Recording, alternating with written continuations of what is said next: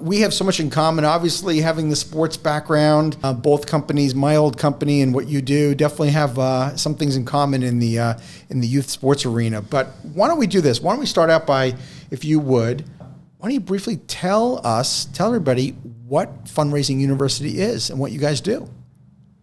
Yeah, it's a service-based brand where we execute a demonstrated service in person, working alongside activity groups, sports teams, youth markets, elementary schools, where that service follows some very specific dynamics that accelerate results in fundraising. And results to those customers are time savings and performance as far as dollars per participant.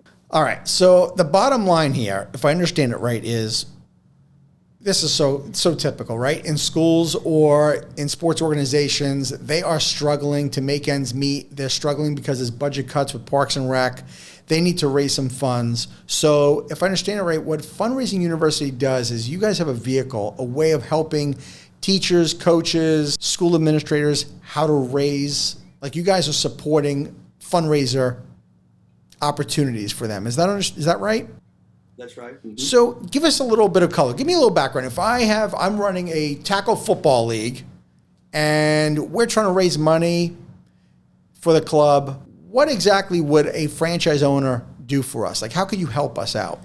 Sure. So they would have a series of meetings that would ensure that the education and the dynamics are at play in order to be successful in that particular fundraiser. So we use a service-based system called the Blitz system that facilitates these dynamics that give us those two results: time savings and money raised in that short period of time. And so things like teamwork, organization, expectations, accountability. So it would be anywhere from 3 hours to a 1 week program only, depending on the product or service.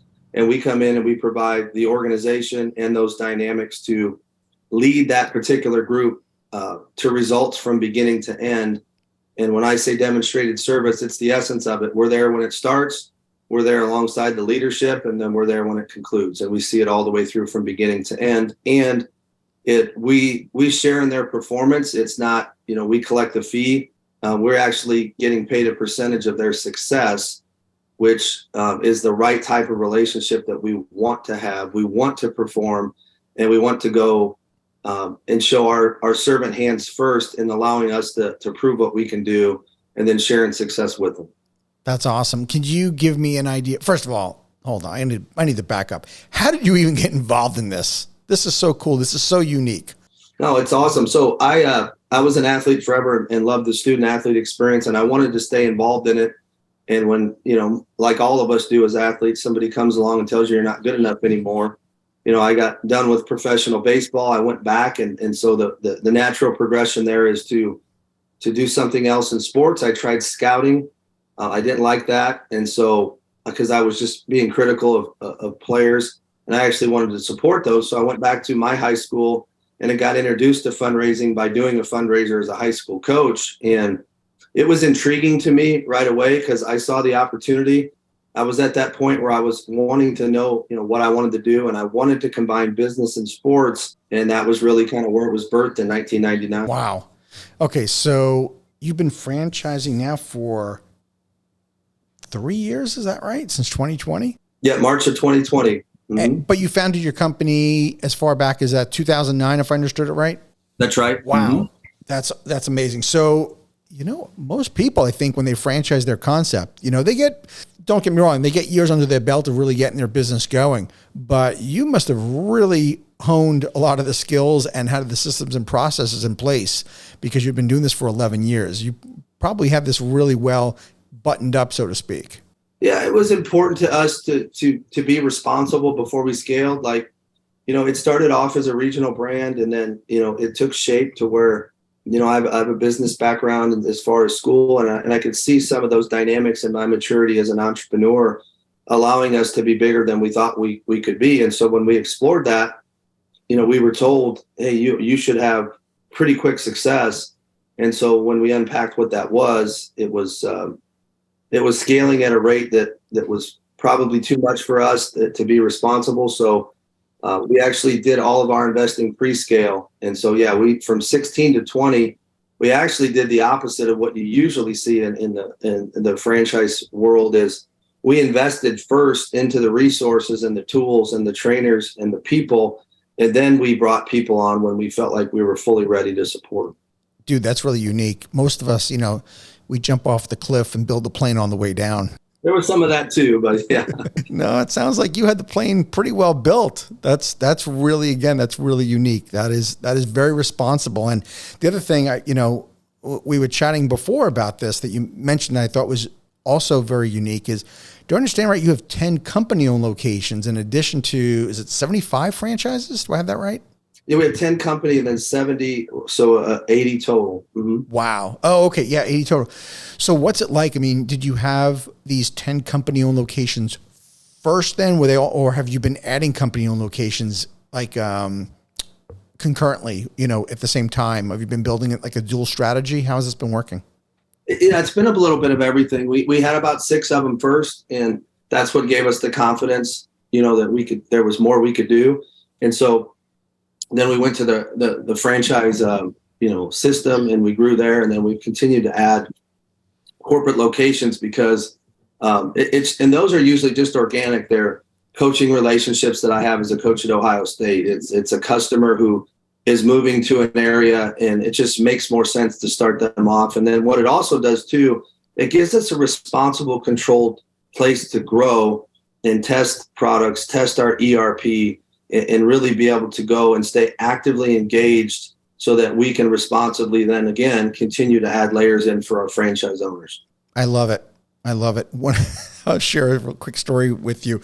When I first franchised my concept back in 2003, believe it or not, our first territory that we sold was our backyard. And we continued to sell franchises. I had no intentions of selling my backyard, but my first franchisee inevitably was right in the Tampa Bay area. And it's so tough because franchise owners kind of look at you like, okay, I know that you've established this franchise brand, but you yourself don't have your own living laboratory.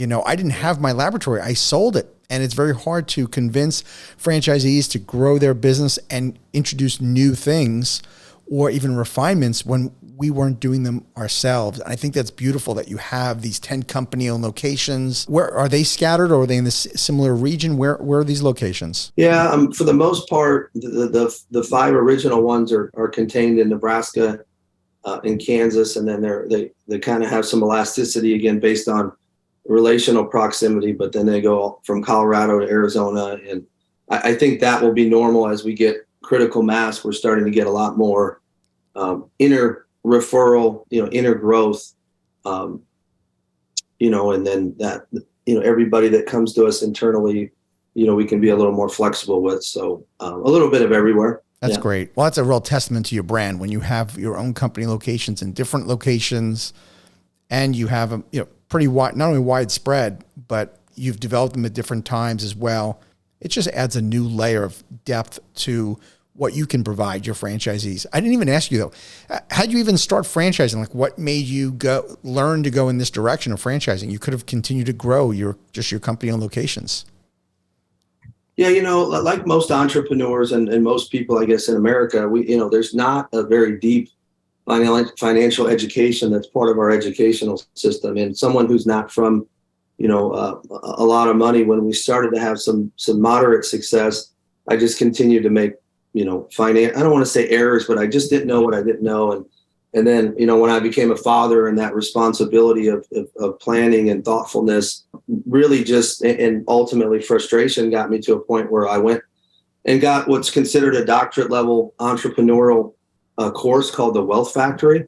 And in that Wealth Factory, they teach you how banks work, and then they teach you how insurance works, investment products. And then the last part is business scale revenue. And it was actually presented to me by a gentleman that's been on the Rockefeller board to manage their money, and said, hey, I really think that the school system doesn't have, from what we could see at that point, many franchise systems that are supplying products or services into schools. And we really think yours is, and why. And so that was really super interesting to me. And then, so, that was introduced to me in 18. And then from 18 to 20, I was part of a religious group called the C12, which is a national Christian CEO and CFO group. And I had, 3,000 people in a network where I could interview 46 franchisors and about 500 and some odd franchisees. So I listened in on calls, and I really did, that educational piece before we grew. And then that was what kind of gave me the confidence and experience to go and take that leap, which has been great. We've enjoyed it, but like you and I have talked about, like, the interesting thing about a franchise system, and as soon as you get good, you have to you have to reinvent yourself. The guy who told you that one day when you get here, things will be good, that, any kids that are listening out there, there's no such place. So just embrace it. Thank you for tuning into the Emerging Franchise Brands podcast. For additional insights, guest applications, and to stay connected, visit us at efbpodcast.com. The Emerging Franchise Brands podcast is for entertainment purposes only, and the views expressed do not necessarily represent those of Emerging Franchise Brands, its host Frank Fiume, or Emerging Franchise Group, LLC. Any discussed franchise or investment opportunity requires thorough investigation, obtaining proper disclosure documents, and expert consultation before making any investment decisions. The podcast and its host do not offer professional advice or endorsements, and they hold no responsibility for actions, representations, accuracy, or consequential damages related to the podcast content.